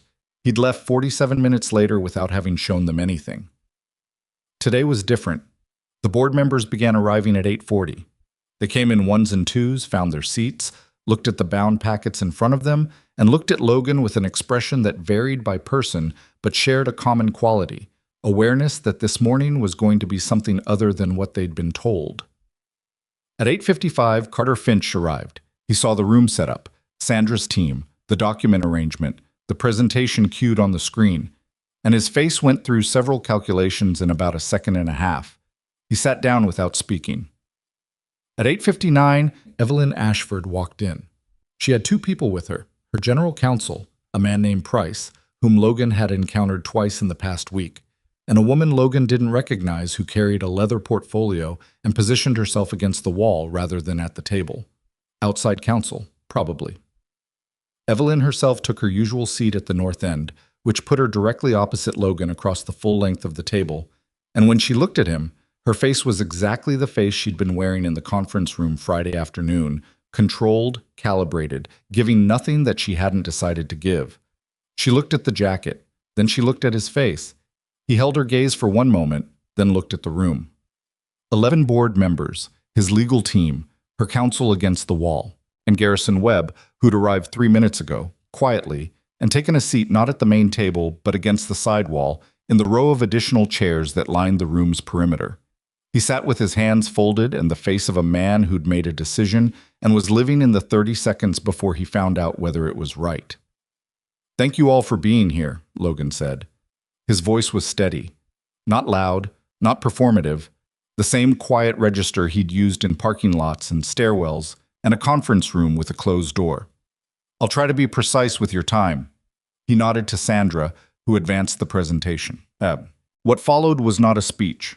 Logan had resisted when Sandra suggested structuring it as one. He wasn't a natural orator, and he knew it. He was someone who was better in small rooms than large ones, better in conversation than performance. So they'd built it as a presentation of evidence, methodical and chronological, with Logan providing the connective tissue and the documents doing the work. He started in September, the internal safety audit, the meeting with no minutes, the decision to suppress the disclosure. He didn't describe it dramatically. He simply laid out the sequence: what the audit found, when the meeting happened, who was present, what was decided, and what didn't happen after that. When he reached the part about what was decided, he played the recording. The boardroom was very quiet. The audio quality wasn't perfect. There were passages where the words were clear and passages where they were muddy. But there were stretches that were extremely clear, and those stretches contained, in the voices of people currently in this room, the specific language of a decision being made to not disclose a safety issue that regulation required them to disclose. Evelyn did not move while the recording played. She sat at the far end of the table with her hands flat on the mahogany and her face doing the extraordinary work of showing nothing, and Logan, watching her from 60 feet away, thought that she was probably one of the most self-controlled people he'd ever been in a room with, which made what she'd built even less forgivable because she'd built it knowingly. The recording ended. Sandra advanced the slide. Logan moved to the inspection reports. He walked through Lot 7R112 methodically. The original documentation that Ortega had preserved, the variance number that Ortega had written, the report that went upstairs showing a different number, the chain of who had access to that report, between Ortega's submission and its arrival in the filing system. He put both versions side by side on the screen. The difference between 11% and 2.3%, rendered in a simple graphic, looked exactly as significant as it was. These components, Logan said, were used in pressurized assemblies supplied to 3 commercial clients. The certification documents provided to those clients referenced the 2.3% figure. He paused. The actual figure was 11. That's not a rounding error. That's not a documentation issue at the department level. He looked at the board. That's a safety failure that was concealed from the clients who built their certification around it. One of Gerald Ashford's original appointees, a woman named Hartley, who had said almost nothing in the first board session, but who Logan had come to understand was the most careful listener in the room, put her hand up. "Are any of those components currently in active service?" she said. "We've been working with a regulatory consultant over the past week," Logan said. "We're in the process of identifying the specific assemblies. That process is ongoing." Hartley looked at her folded hands. "How ongoing?" "We expect a complete picture by end of week." He paused. "I want to be honest with the board. That's not a comfortable timeline, but it's an accurate one." Hartley nodded once. He moved to the vendor contract. Carter Finch, across the table, had been very still for the past 20 minutes. Logan had noticed it, the way you notice things in your peripheral vision when you're keeping your main attention somewhere else. A stillness that wasn't calm. That was the stillness of a man who had realized several minutes ago that the preparation he'd done over the weekend had not prepared him for this specific room. Logan didn't spend long on the vendor contract. He put the company registration date on the screen, 6 weeks before the contract was awarded, put the public ownership record next to it, and let the board make the connection themselves. He didn't say Carter Finch's brother-in-law's name. He didn't need to. The name was in the document packet in front of every board member, and he watched, without appearing to watch, the moment when several of them found it.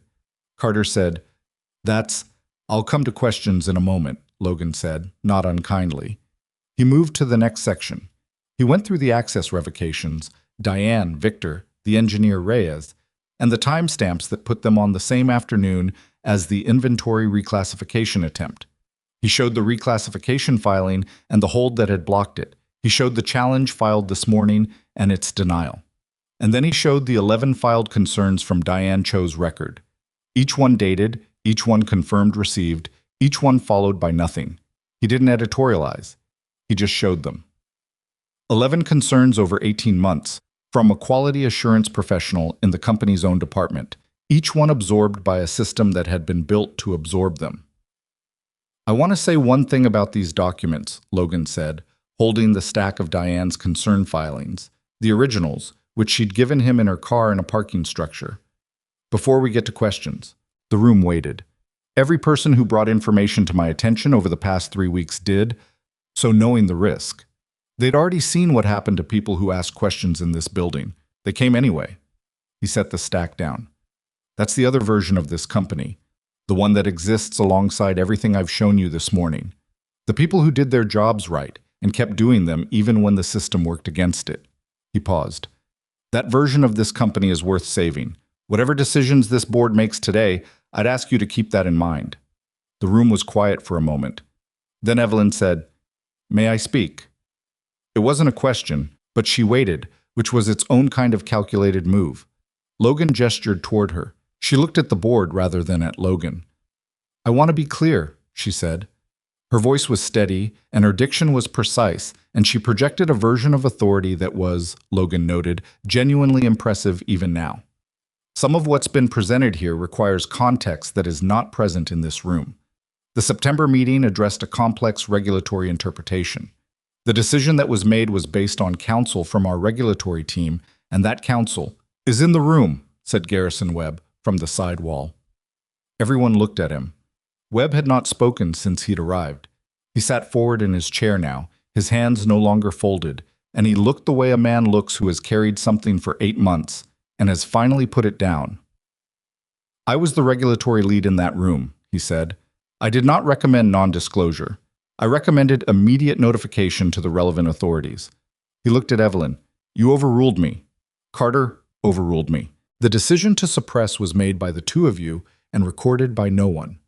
He stopped. "Except me." The silence after that was the longest silence of the morning.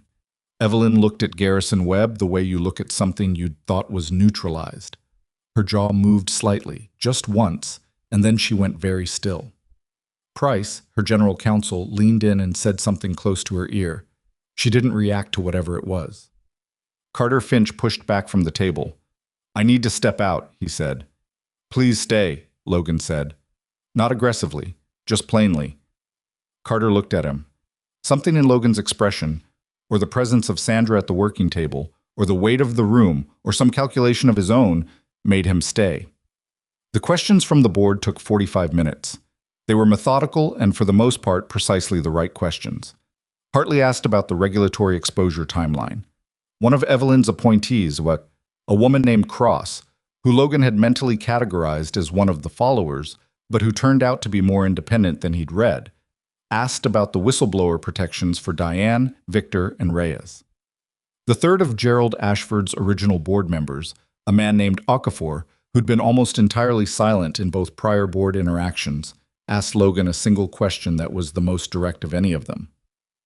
"What do you want this board to do today?" Okafor said. Logan looked at him. "I want this board to vote on the removal of Evelyn Ashford as CEO, Carter Finch as a board member, and every executive whose direct involvement in these decisions is documented in the packets in front of you." He paused.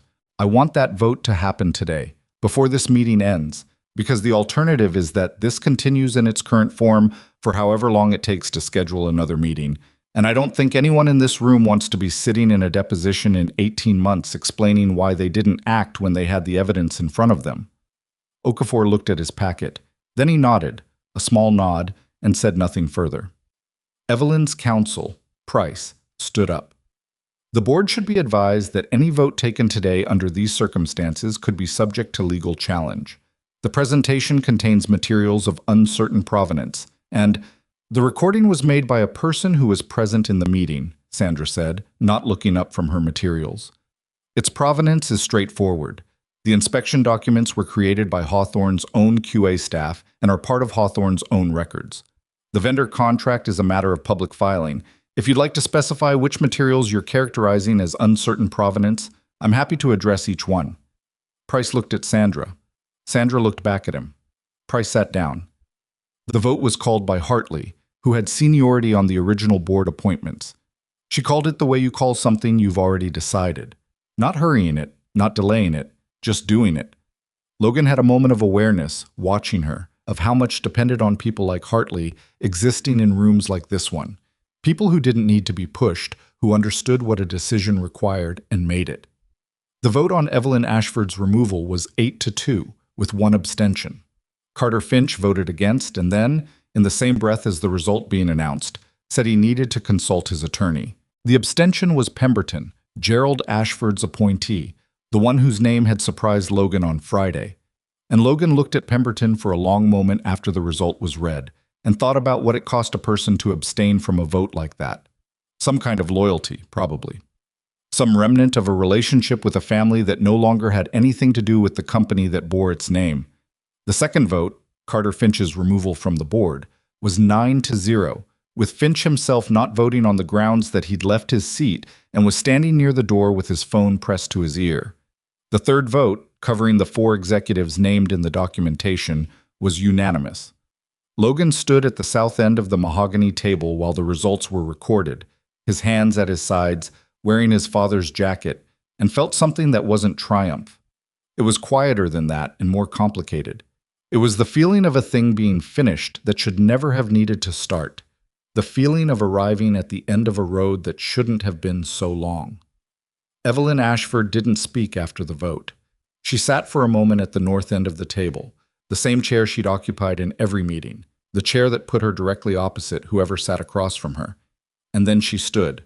She gathered nothing because she'd brought nothing. She looked at the board briefly. She looked at Logan. Her expression had returned to the one she'd worn in the lobby on a morning that felt like it belonged to a different chapter of everything. The precise, assembled face of a woman who had decided, somewhere along the way, that confidence was something you performed rather than earned. But there was something else in it now, underneath, that Logan hadn't seen in the lobby. Something tired. She walked to the door. She didn't look at Garrison Webb. She didn't look at Price, who was still seated. She walked out. The room exhaled. Logan looked at the board members, at Hartley with her hands still folded on the table, at Okafor looking at his documentation, at Cross making a note on the pad in front of her, at the empty chair at the north end of the table. "Thank you," he said. "All of you." Hartley looked up. "What happens now?" she said. "The company keeps running," Logan said. "That's what happens now." The rest of Monday had the quality of aftermath. Not calm exactly, but the particular kind of busy that follows a conclusion. Sandra and her team began the legal coordination that the vote required. Notifications to the relevant regulatory bodies about the safety audit and the non-disclosure, preliminary outreach to the 3 commercial clients whose certified assemblies contained the Series 7 components, a formal record of the access revocation sequence that would need to be addressed as part of whatever employment proceedings followed. Logan met briefly with Diane Cho in the afternoon. She'd been asked to come to the building, and she'd arrived looking like someone who wasn't sure what kind of room she was walking into, still carrying the particular posture of a person who'd learned that rooms like these didn't usually go well for them. Logan told her the vote result. He told her that her access would be restored by end of day, and that her 11 filed concerns were going to be reopened and reviewed properly, with documentation of each response or non-response. He told her that she wasn't going to lose her job. She sat across from him in the same glass conference room where she'd closed the door 3 weeks ago, and she looked at the table for a moment, and then she said, "Ortega?" "He's fine," Logan said. "Still employed. His documentation has been preserved, and it's part of the formal record." She nodded. She looked like she was deciding whether to say something. "Go ahead," Logan said. "I need you to understand that I'm not going to celebrate this," she said. "I know you might expect me to, but—" She stopped. "I've been fighting this for 4 years. I've had people tell me I was over-interpreting, that I was unnecessarily detail-oriented, that I had a tendency to make things complicated." She looked up. "I was just doing my job. And what happened today should have happened 18 months ago, and the fact that it didn't, the fact that it took someone buying the company to make it happen—" She paused. "I'm glad. I am glad. But I'm also just really tired." Logan said nothing for a moment. Then he said, "That's fair. That's the right response." She looked at him. "You're not going to tell me it'll be different now?" "It will be different," he said. "I'm also not going to pretend that undoes what the last 4 years cost you." She held his gaze for a moment.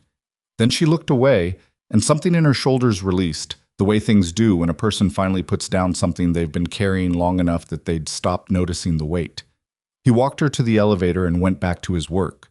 He met with Victor briefly, and with Reyes, the young engineer, 26 years old, who'd filed a maintenance flag that someone forgot to suppress and found himself locked out of his own files at 7 in the morning on a Thursday.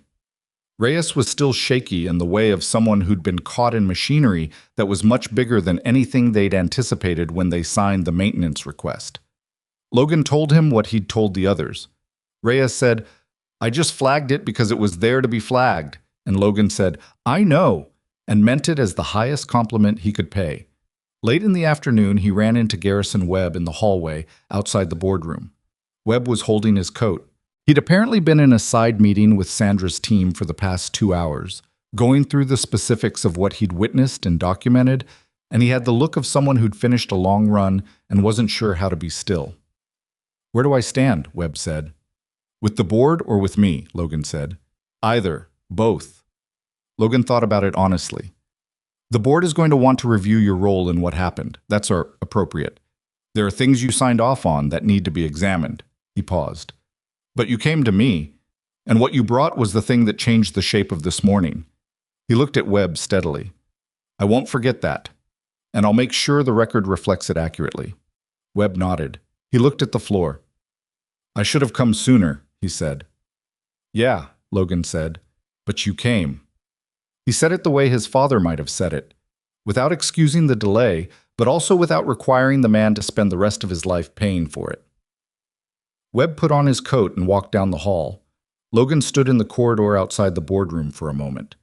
Through the wall, he could hear Sandra on the phone, her efficient, rapid-fire telephone voice, the one that meant she was coordinating something with a deadline. From somewhere below, through the floor, he thought he could make out the faint sound of the manufacturing facility, the rhythm of it, the persistence of it, the sound of people doing work that had been doing what it was supposed to do all along, regardless of what happened in the rooms above. He checked his watch. It was past 5.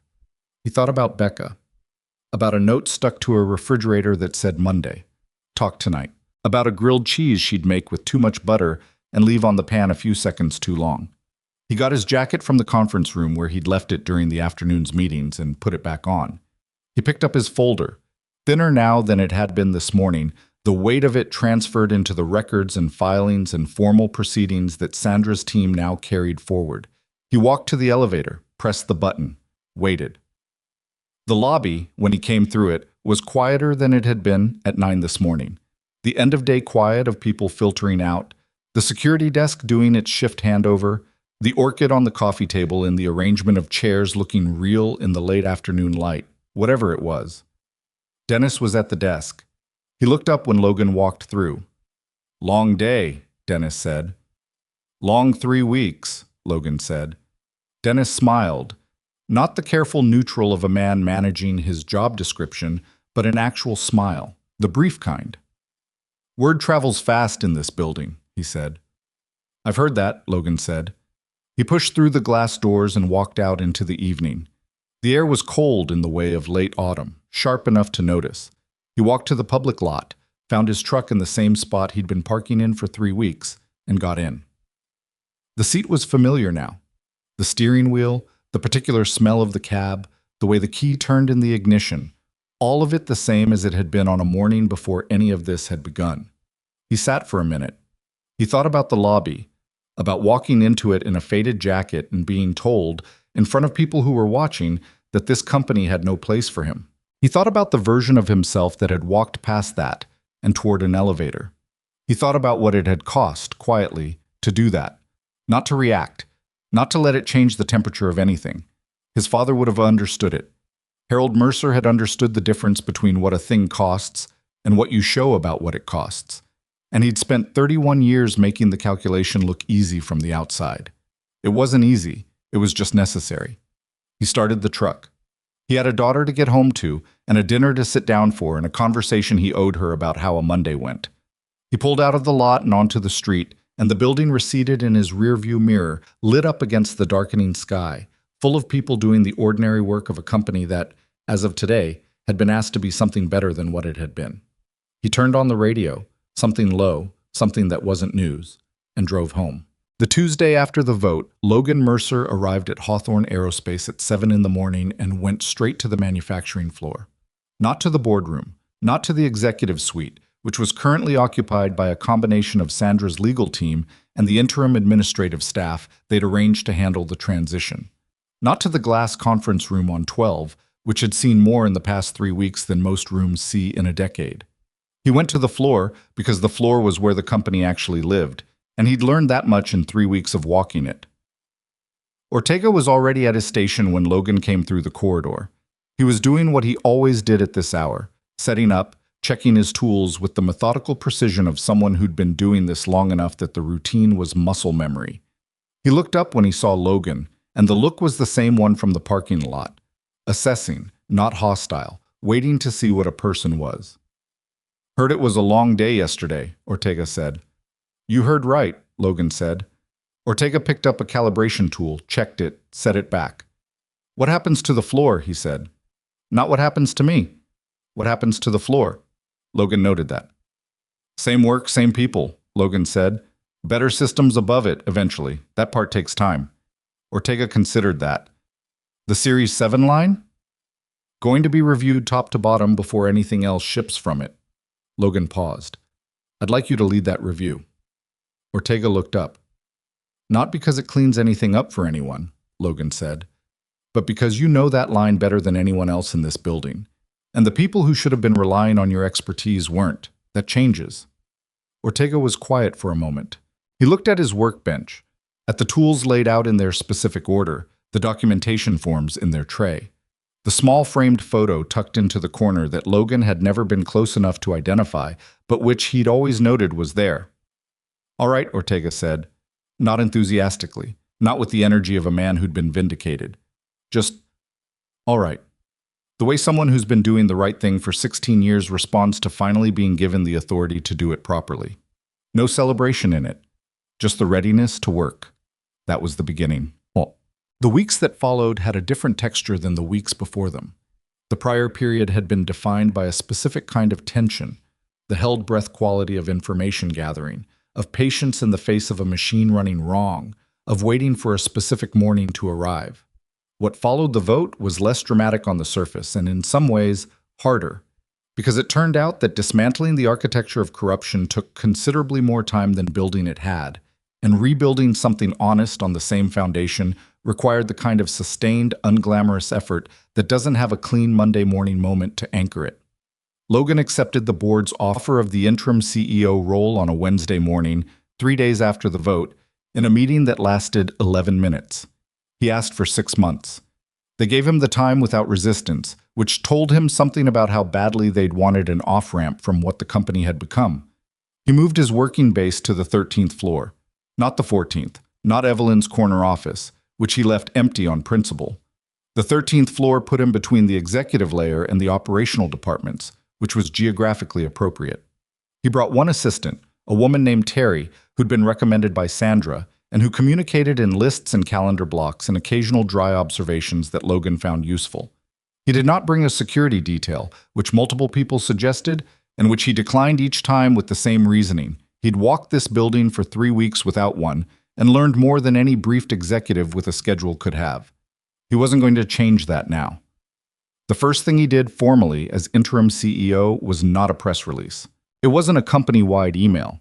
It was a meeting with the heads of every department on the manufacturing side of the operation.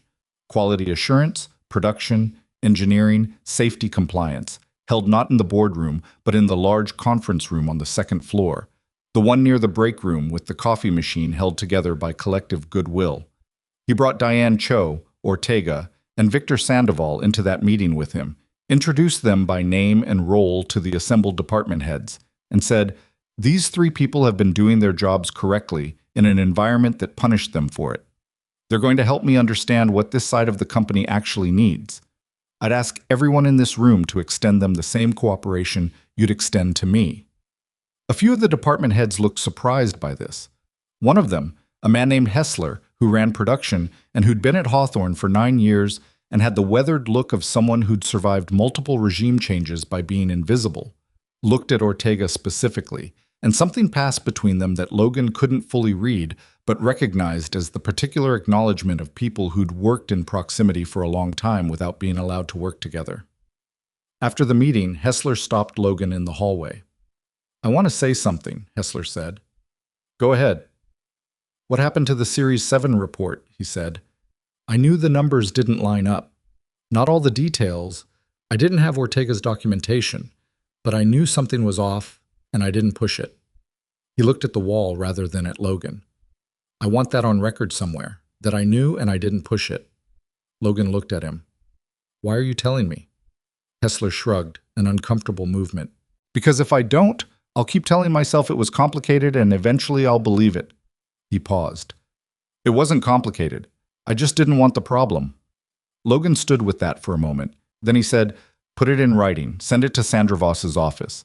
You'll have her contact by end of day. It'll be reviewed as part of the broader documentation. He paused. That's the right thing to do, I mean that. Hessler nodded. He still wasn't looking at Logan directly. Your father was a machinist? He said. Logan blinked. Yeah. Mine too, Hessler said, and walked away. Logan stood in the hallway for a moment after he left, thinking about the number of people in this building who had fathers who worked with their hands, who understood at some cellular level what it meant to do a job, right? Who'd ended up in a machine that rewarded looking the other way, and had spent years trying to reconcile those two things. It wasn't an excuse. Hessler himself had been clear that it wasn't an excuse. But it was something, the trace of a different set of values underneath the surface of a company that had worked very hard to bury them. That was what he was trying to unbury.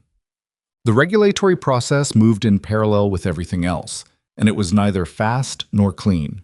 The disclosure to the relevant aviation safety authority, filed within 48 hours of the Monday vote, as Logan had instructed Sandra's team, triggered an immediate review of the 3 commercial clients whose assemblies contained the Series 7 components from Lot 7R112. 2 of them were aircraft component suppliers. The third was a defense subcontractor. The review process required Hawthorne's full cooperation, which Logan provided without reservation, and which was, he was told by the regulatory contact, not the standard response from companies in similar situations. The standard response involved lawyers and delays and a careful management of information flow designed to minimize liability exposure. Logan's response was, here are all of our records, here is Ortega, ask him whatever you need to ask him. Ortega spent 4 days in meetings with regulatory investigators. He came out of those meetings with the same face he brought into them, steady, factual, carrying nothing extra. Logan asked him once how he was holding up. Fine, Ortega said. You've been doing this for 4 days straight. I've been doing it for 16 years, Ortega said. 4 days is nothing. The regulatory finding, when it came 3 weeks later, was that the Series 7 components in question had not yet been integrated into active flying assemblies. They were in the supply chain but had not reached final installation stage in any aircraft. This was, as Sandra put it with deliberate understatement when she called Logan with the news, the best possible finding given the circumstances. It meant that the safety risk was serious and required remediation, but had not yet resulted in components at altitude. The remediation plan, recall, reinspection, replacement, was already underway by the time the finding was issued. Logan sat alone in his office on the 13th floor when Sandra called with this news, and he did something he hadn't done in a while. He put the phone down, leaned back in his chair, and let himself feel the full weight of what that finding meant. Not the legal exposure aspect, not the operational remediation aspect, but the simple human fact that it had not gone further than it had. That the thing Ortega had documented in November, the thing that became 2.3 on paper while remaining 11 in reality, had not made it into the air. He thought about what Ortega had said in the parking lot. If I walk out that door, the person they put in my seat doesn't know what I know, and the next batch goes out wrong too. 16 years. 8 months of documentation. The specific calculation of a man who stayed inside a broken machine because leaving felt worse than staying. Logan didn't have a way to adequately account for that. He wasn't sure anything did. He picked up his phone and texted Ortega. Regulatory finding came back. No active installations. Thought you should know first. 3 minutes later, his phone buzzed. Good. Then, after a pause, figured. That was all. Logan looked at the word for a moment, figured, and thought about what it took to be the kind of person who figured right for 16 years while everything around you was figuring wrong. Carter Finch resigned from the board formally, in writing, 11 days after the vote, through a letter that his attorney drafted and that said nothing of substance. The resignation preceded, by approximately 2 weeks, the filing of a civil complaint related to the vendor contract, and the company formed 6 weeks before its award. Logan didn't comment on the complaint publicly. He referred all inquiries to Sandra, who referred them to the appropriate legal channels, which was the correct answer, and also the one least likely to appear in the kind of article that feeds on executive drama. The 4 executives named in the Monday presentation were terminated with cause, a process that required documentation and procedure and took most of 3 weeks to complete properly. 2 of them retained attorneys and signaled intention to contest. Sandra said this was expected and manageable. Logan said, "Make sure Diane's documentation is bulletproof in whatever they try." And Sandra said, "I already did." And that was that conversation.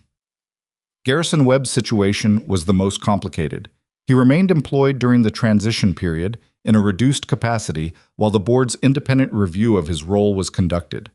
The review found, as Logan had expected it would, that Webb had been present at the September meeting and had not filed the disclosure that his own recommendation had required. It also found, as Logan had ensured was documented, that he had opposed the decision in the meeting, had recorded it, and had ultimately brought that recording forward at personal and professional cost. The board recommended a formal reprimand and a demotion, not termination. Logan supported the recommendation. It wasn't a perfect outcome for Webb, and it wasn't supposed to be. He'd made a wrong choice, and the record reflected it. He'd also done the right thing eventually, and the record reflected that too. Logan thought that was the accurate accounting, and accuracy mattered more than either punishment or absolution. Webb stopped Logan one morning in the elevator, about 6 weeks into the transition. "How long are you going to keep me on?" Webb said. Not aggressive, genuinely asking. "As long as you keep doing the work," Logan said, "which you have been." Webb looked at him. "That's it? What else were you expecting?" "I don't know, some kind of—" Webb gestured vaguely. "Resolution." "This is the resolution," Logan said. "You did something wrong and you did something right, and now you come to work and do your job." He paused. "Most people's lives work that way. They just don't have a Monday morning where it all gets written down." The elevator opened. They both got off and went in different directions. Priya, from Accounts Payable, the woman who had told Logan at lunch weeks ago that people like their fathers didn't exist in this building anymore, came to his office on a Friday afternoon in the 4th week of the transition. She knocked on the open door and stood in it with the expression of someone who'd rehearsed something and was deciding whether to say it. "Come in," Logan said. She sat down. She looked around the office, at the absence of the things that had occupied it before, the deliberate plainness of what Logan had done with the space. No vanity wall of framed achievements, no elaborate furniture arrangement, just a desk, chairs, a whiteboard covered in working notes, and the jacket hanging on the back of the door. "I want to put in for the senior accounts reconciliation position," Priya said. "The one that's been posted since Evelyn's CFO left." "You should," Logan said. "Submit the formal application through HR." She looked at him. "I've been in this department for 6 years," she said. "I was passed over for that level twice. Both times the position went to someone who'd been here less than 18 months. She paused. "I'm not asking you to give it to me. I'm asking you to make sure the process is what it says it is." Logan held her gaze. "It will be," he said. "I'll make sure the review panel is documented and the criteria are published before applications close. If you're the best candidate, you get it." "And if I'm not," she said. "Then you don't get it," he said. "But you'll know why." She looked at him for a long moment, then she said, "That's actually all I wanted to hear," and stood up. At the door she stopped, the way people stopped at doors in this story, because doors were where the conversations that mattered tended to find their endings. "What you said at lunch," Logan said, "that people like our fathers didn't exist in this building anymore." She turned. "I think they did," he said. "They just weren't being listened to." Priya looked at him for a moment. Then she said, "You should probably put that on a wall somewhere," and left. He wrote it down on the whiteboard, not because he was going to put it on a wall, but because it seemed like the kind of thing that deserved to be written somewhere. By the end of the 2nd month, the shape of what Hawthorne Aerospace was becoming had started to emerge from the shape of what it had been. It wasn't a transformation. Logan distrusted that word, which implied something complete and clean that didn't match anything he'd observed about how institutions actually changed. It was more like a correction, slow, incremental, requiring constant attention, showing results in places you didn't expect, before it showed results in the places you were watching. The safety reporting system was rebuilt from scratch, with Diane Cho leading the redesign alongside an external compliance consultant. The new system had redundant reporting channels, mandatory response timelines, and, most importantly, a documentation requirement that meant every filed concern generated a paper trail that couldn't be quietly absorbed. Diane presented the redesign to the department heads in a meeting on the second floor, and Logan watched her do it. The woman who'd been told she was unnecessarily detail-oriented, standing at the front of a room, laying out the architecture of a system that made her kind of detail orientation the minimum acceptable standard. She didn't look triumphant about it. She looked like someone doing a job that mattered and taking it seriously, which was all she'd ever been doing. The Ortega-led review of the Series 7 line took 5 weeks and produced a report that was 43 pages long and written with the specific precision of a man who'd spent 16 years being more precise than the system around him required. Logan read all 43 pages. He signed off on the remediation plan. He submitted it to the regulatory body with a cover letter that said, in plain language, that the conditions that had produced the original variant suppression had been addressed structurally, and that Hawthorne Aerospace was committed to a disclosure practice that reflected its actual findings rather than its preferred ones. The regulatory contact called Logan after receiving the submission. "This is unusually thorough," the contact said. "It should be the standard," Logan said. A pause. "It should be," the contact agreed. Victor Sandoval's procurement department underwent a complete vendor contract audit, all existing contracts reviewed against the competitive bid requirements, with any that failed the review either renegotiated or terminated. The process surfaced 3 additional contracts beyond the Finch-related one that had failed proper procedure. One of them was minor, 2 were not. All 3 were addressed. Victor ran the audit himself, with a thoroughness that suggested he'd been mentally designing it for a long time, and had simply been waiting for permission. The buried complaints, every internal concern that had been filed and absorbed in the previous administration, were reopened, one by a review panel that Logan established, and that included Diane, one of the original board appointees, and an external HR consultant. The process was slow and occasionally difficult, particularly in the cases where the people who'd filed the concerns had already left the company. Logan authorized Sandra's team to reach out to former employees where the records warranted it. Not every case had a resolution that satisfied everyone. Some of the situations had caused damage that a review panel couldn't undo. Logan didn't pretend otherwise, and the review panel's documentation reflected the honest accounting rather than the optimistic one. There were days, more than he'd expected, when the work was just hard and unglamorous and nothing like the clarity of a Monday morning boardroom. Days when the right answer wasn't obvious, when 2 good people had competing interests that couldn't both be fully honored, when the institutional inertia of a company that had operated a certain way for years pushed back against the direction he was trying to move it. Days when he made decisions he wasn't sure about and went home with them still unresolved, rolling over in his mind at 2 a.m. while the apartment was quiet and Becca's light was off under her door. He called his father once, in the way you call people who aren't there anymore. Not out loud, not formally, just in the interior monologue of a man trying to figure out what to do with a hard thing. He thought about what Harold Mercer would have said, which was probably something short and practical and devoid of the kind of philosophical framing Logan was prone to. His father had never been interested in the abstraction of integrity. He'd just been interested in whether you did the thing right. Did you do it right? Sometimes yes, sometimes approximately. Sometimes he looked back at a decision from the morning and saw a way he could have handled it better and made a note of it for next time. That was about as much as you could ask of yourself, he thought. Not perfection, just the honest attempt and the willingness to account for it when you fell short. 5 months and 3 weeks into the interim period, Logan called a company-wide meeting. He'd been avoiding them. The all-hands, morale-building type of meeting that new leadership often deployed as an early signal of cultural change. He'd avoided it partly because he distrusted the theatrics of it, and partly because he felt, correctly he thought, that the culture of a company changed through the accumulation of small decisions rather than through speeches in large rooms. But by the end of month 5, enough had changed that not acknowledging it started to feel like its own kind of avoidance. The meeting was held in the main conference facility on the second floor, extended into the adjacent break room with a video feed for the manufacturing workers who couldn't leave the floor. Logan stood at the front without notes. He talked for about 15 minutes. He said that the company had been through something that was both difficult and necessary, and that both of those things were true at the same time, and that he wasn't going to pretend the necessary made the difficult easier. He said that the people who had kept doing their jobs right during the period when the system punished them for it were not heroes in the way that word gets used. They were just people who had a standard and held it, which was harder than it sounded and more important than it was usually recognized. He didn't mention Evelyn Ashford by name. He didn't relitigate the vote. He didn't narrate the arc of what had happened in the boardroom in a way that centered himself. He said what had been done wrong and what was being done differently, and he talked about what the company made, aerospace components that went into machines that carried people, and what that meant for the standard of work that everyone in the room was responsible for.